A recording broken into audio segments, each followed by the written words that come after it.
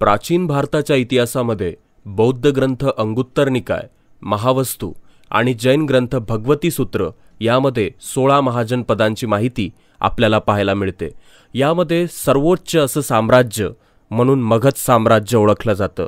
त्या साम्राज्याची संपूर्ण माहिती आपण आजच्या या व्हिडिओमध्ये घेणार आहोत। 16 महाजनपदांपैकी 7 महाजनपद गंगेच्या खोऱ्यात आहेत। त्यामध्ये अंग, रुज्जी, मगध, मल्ल, काशी, कोसल आणि वत्स्य ही महत्त्वाची। 16 महाजनपदापैकी मगध महाजनपदालाच राज्यस्थापनाची संधी का मिळाली तर त्याची काही कारणं आहेत। गंगेच्या खोऱ्यात असल्यामुळं सुपीक भूप्रदेश त्याला मिळाला। सुपीक भूप्रदेशामुळं लोकसंख्या लाभली आणि लोकसंख्येचा वापर सैन्यामध्ये केला गेला। मौर्यांचा जलवाहतुकीवर नियंत्रण होतं। छोटा नागपूर पठारावरील खनिज संपत्तीमुळं शस्त्र निर्मितीसाठी मोठा साठा त्यांना निर्माण झाला। मगधची राजधानी चारही बाजूंनी डोंगरांनी सुरक्षित होती, त्यामुळं इतर परकीय आक्रमणांपासून नेहमी ती सुरक्षित राहिली। मगधच्या भौतालिक जंगलांमधून मोठ्या प्रमाणात हत्ती मिळालेले आहेत आणि ज्याचा वापर या लोकांनी हत्ती दलामध्ये केला। मगधला लाभलेले शक्तिशाली राजे हे मगधचं एक मोठं वैशिष्ट्य आहे, कारण याच बलावरती मगध हे भारतातील सर्वोच्च साम्राज्य बनू शकलं। मगधला काही शक्तिशाली राजे लाभलेले आहेत। त्यामध्ये बृहद्दत्त वंश, ज्यालाच आपण बृहद्दत्त राजाने स्थापन केलेला वंश असंही म्हणतो, ज्यामध्ये पुढे जरासंध आणि रिंपुजय हे राजे होऊन गेले। त्यानंतर हर्यक वंश आला। हर्यक वंशाचा शासनकर्ता बिंबिसार या राजानं अन्य महाजनपदासोबत मैत्रीचे संबंध स्थापन केले। केवळ अंग या महाजनपदासोबत युद्ध करून अंग त्याने जिंकून घेतलं। कोसलचा राजा प्रसेनजित यासोबत वैवाहिक संबंध स्थापित केले व काशी दानपत्र त्यानं मिळवलं। अजातशत्रू राजा बनल्यानंतर याने रुज्जी गणावरती हल्ला केला। त्यासाठी आपला सेनापती वत्स्यकारला पाठवलं। त्याचं मूळ नाव कुलिक असं होतं। प्रसेनजितचा मुलगा विधुभागा व प्रसेनजितचा सेनापती दीर्घाचार्यन यांना आपल्या बाजूनं वळवून प्रसेनजितला सिंहासनावरून पदच्युत केलं। राजसंस्थेसाठी आपल्या वडिलाला त्याने मृत्यूदंड दिला असं म्हटलं जातं।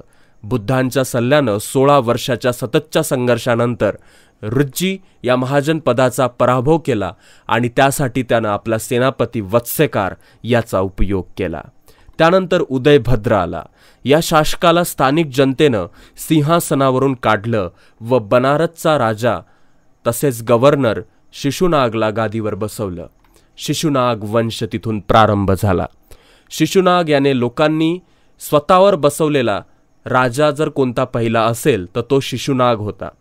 त्यानंतर कालाशोक, बौद्ध ग्रंथ दिव्यावधान आणि कालाशोकच्या वर्णन काकारवर्त असं त्यामध्ये केलं गेलेलं आहे। बाणभट्टाच्या हर्षचरित्रावरून कालाशोकची हत्या करून महापद्मनंदाने नंदवंशाची स्थापना केली असं म्हटलं जातं आणि नंदवंश इथून पुढे सुरू झाला। महापद्मनंद या राजाने नंदवंशाची स्थापना केली। त्यानंतर पंडुक, पंडुमती, भूतताल, राष्ट्रपाल आणि धनानंद हे राजे होऊन गेले।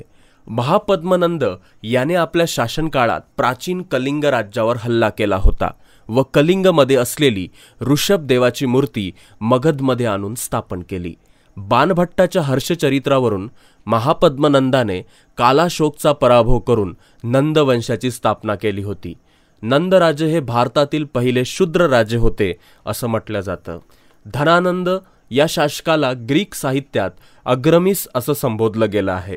धनानंदाची हत्या करून चंद्रगुप्त मौर्य आणि चाणक्य यांनी मिळून नवीन राजवंश स्थापन केला, त्याला मौर्य वंश असं आपण म्हणतो। याची माहिती आपल्याला मुद्रा राक्षस या ग्रंथामध्ये पाहायला मिळते।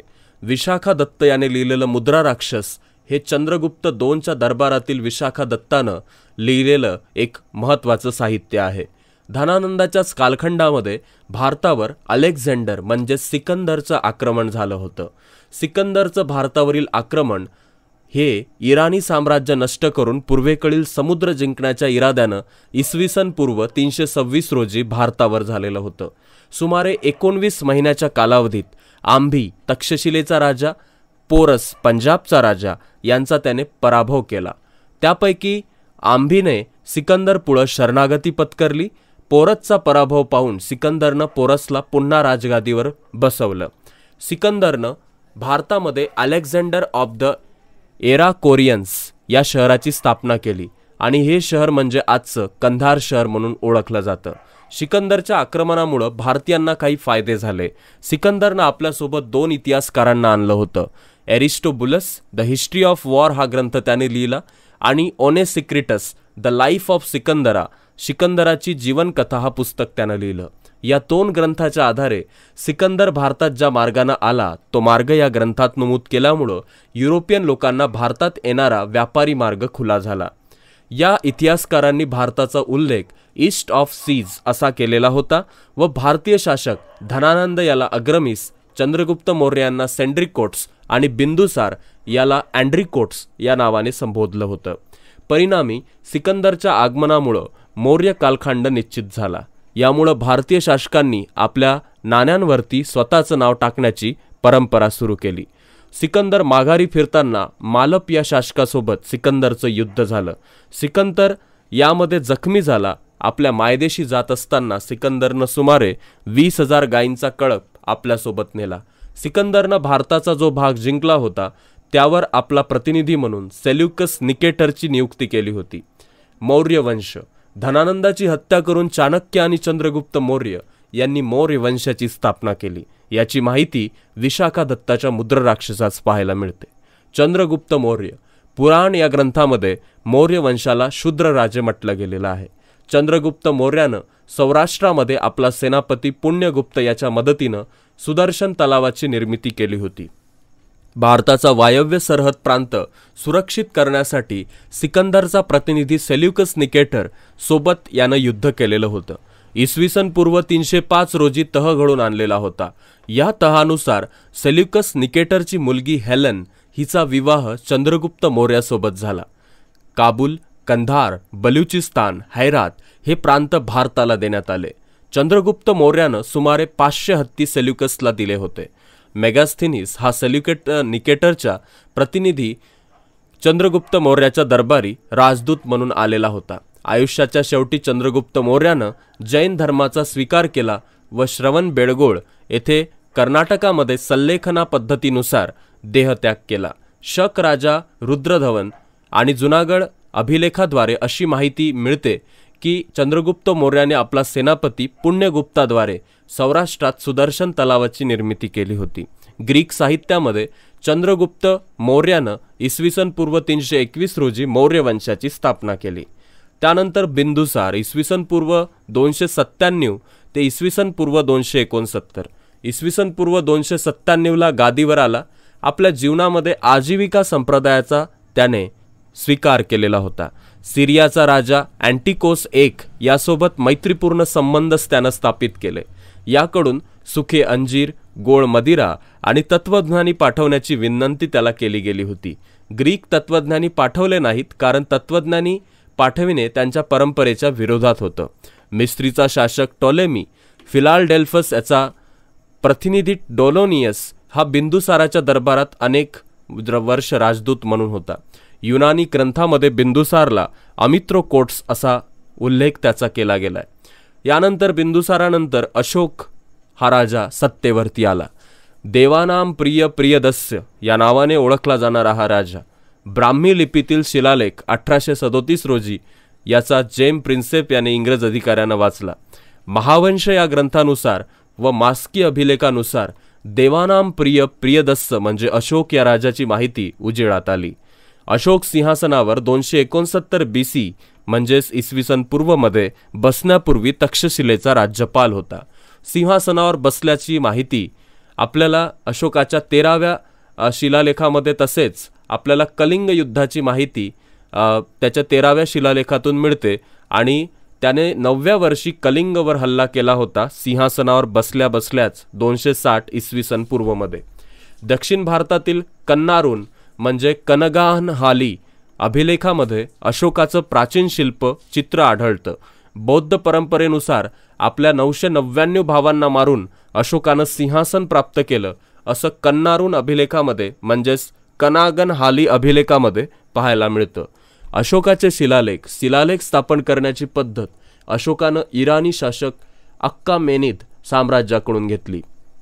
अशोकाच्या शिलालेखांवर इराणी कलेचा प्रभाव पाहायला मिळतो. शिलालेखाद्वारे अशोकानं भारताच्या भूभागावर नियंत्रण स्थापित केलं. अशोकाचे शिलालेख 3 भागात विभाजित केले जातात. बृहत शिलालेख अशोकाच्या साम्राज्य विस्ताराची माहिती देतं. लघु शिलालेख धम्मनीतीची माहिती देतं. स्तंभ शिलालेख अशोकाचे आदेशपत्राची माहिती देतं आणि अशोकाच्या स्तंभलेखावर सिंहाची असलेली प्रतिकृती. त्यामध्ये रामपूर्वा स्तंभ हा बिहारला आहे, लौरिया नंदनगड बिहारला आहे, सारनाथ उत्तर प्रदेशमध्ये आहे, वैशाली मध्य प्रदेश स्तंभाचा आकार लहान सिंहाचा आकार मोठा आहे, सांचीचा स्तंभ मध्य प्रदेशात आहे, सांकीशा यूपी या स्तंभावर हत्तीचं शिल्प आढळतं. रामपूर्वा बिहार यातील एका स्तंभावर सिंहाचं शिल्प आहे तर दुसऱ्या स्तंभावर बैलाचं शिल्प आहे.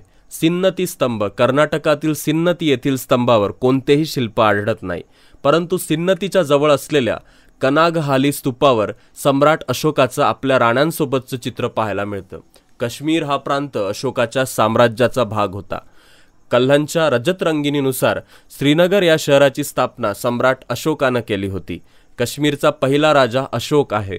मौर्य राजवंशानंतर प्रकाशझोत टाकणारे 2 समकालीन ग्रंथ मेगास्थेनिस इंडिका मेगास्थेनिसने लिहिलेला इंडिका आणि कौटिल्याचं अर्थशास्त्र. मेगास्थेनिसनं आपल्या इंडिका ग्रंथात भारतात 7 वर्ण अस्तित्वात होते असं म्हटलंय.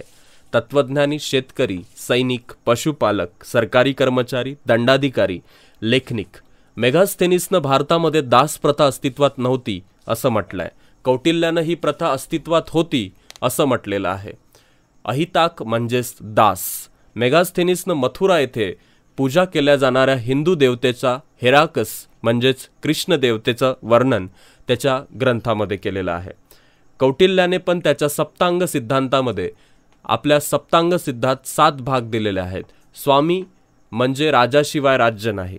राजाने आपल्या प्रजेचं रक्षण एका पित्याप्रमाणे केलं पाहिजे. धौली आणि जोगळा या अशोकाच्या शिलालेखाद्वारे अशोक म्हणतो, राज्यातील सर्व प्रजा ही माझी संतान आहे व मी एका पित्याप्रमाणे प्रजेचा सांभाळ करतो. अमात्य राजाला सहाय्य करणाऱ्या मंत्रिमंडळाचा यात समावेश होतो. गिरनार अभिलेखानुसार अशोकाच्या मंत्रिमंडळाची माहिती यात मिळते. अशोकानं आपल्या राज्यात एकूण 18 विभागाची नियुक्ती केली होती. पंचाध्यक्ष व्यापार मंत्री, संस्थाध्यक्ष बाजारपेठेचा मंत्री, पौतवाध्यक्ष वजनमाप मंत्री, नावाध्यक्ष नौदलाचा मंत्री, शुक्लाध्यक्ष जकात कर मंत्री, जकाराध्यक्ष खोदकाम मंत्री, समहर्ता राज्याचे कर वसूल करणारा, संहिताधित्ता कराचे हिशोब करणारा, दुर्गपाल गृहमंत्री, गोप जन्ममृत्यूची नोंद करणारा, अशा बऱ्याच प्रकारचे अधिकारी तसेच रज्जुक हा न्यायव्यवस्थेचा प्रमुखपण आपल्याला 18 या सिद्धांतामध्ये पाहायला मिळतात. जनपद यामध्ये बऱ्याच गोष्टी आपल्याला पाहायला मिळतात. तसेच दुर्ग, कौटिल्याच्या मते राजधानीचं ठिकाण हे प्रमुख राजकीय सत्ता केंद्र आहे आणि अशोकाची उत्तरेला तक्षशिला, दक्षिणेला सुवर्णगिरी, पूर्वेला उज्जैन आणि पूर्वेला तोशाली आणि पश्चिमेला उज्जैन अशा राजधान्या पाहायला मिळतात आणि यालाच कोशामध्ये वर्णित केलं गेलेलं आहे. धन्यवाद. अशाच प्रकारच्या व्हिडिओजसाठी याच्या पार्ट 2 साठी नक्कीच चॅनलला लाईक, सबस्क्राईब, शेअर करायला विसरू नका. यामध्ये आपण पुढे अशोकाच्या काळामधील अनेक महत्त्वाच्या गोष्टी आणि पुढील साम्राज्य आपण बघणार आहोत. दक्षिण भारत त्यावेळेस कसा होता अशोकाच्या काळामध्ये आणि त्यामध्ये कोणकोणते महत्त्वाचे साम्राज्य होऊन गेले, त्यामध्ये चोळ साम्राज्य, चेर साम्राज्य याची आपण माहिती घेणार आहोत.